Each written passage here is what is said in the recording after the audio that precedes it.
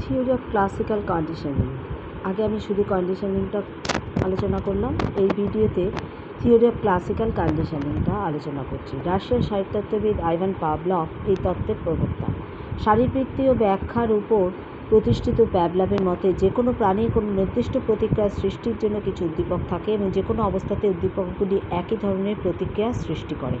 এই প্রতিক্রিয়া অর্জিত বা শিক্ষাপ্রসূত নয়। যদি কোনো স্বাভাবিক উদ্দীপকের সঙ্গে ঠিক আগের কৃত্রিম উদ্দীপকের উপস্থাপিত করা যায়, তবে ওই স্বাভাবিক উদ্দীপকটি কৃত্রিম উদ্দীপকের সঙ্গে যুক্ত হবে, অর্থাৎ তখন স্বাভাবিক উদ্দীপক ছাড়াই ওই কৃত্রিম উদ্দীপক স্বাভাবিক প্রতিক্রিয়াটি ঘটাতে সমর্থ হবে। এই প্রক্রিয়ার যে ঘটনা, এই ধরনের যে ঘটনা, তাকেই প্যাভিলিয়ান অনুবর্তন বা সাপেক্ষীকরণ বলা হয়। প্যাভলভের পরীক্ষার ক্ষেত্রেও তাই হয়।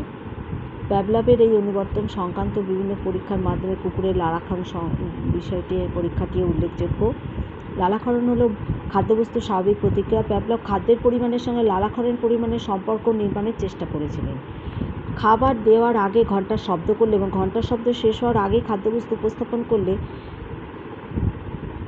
করে তিনি দেখলেন যে খাবার দেওয়ার আগে ঘণ্টার ধ্বনি করতেই কুকুরটির লালাক্ষরণ শুরু হয়। ঘণ্টার ধ্বনির সঙ্গে লালাক্ষরণের কোনো সম্পর্ক নেই।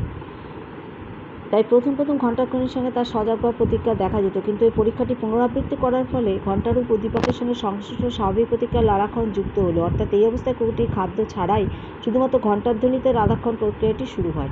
একেই পাভলভ বলেন অনুবর্তিত ক্রিয়া, কন্ডিশনড রিফ্লেক্স।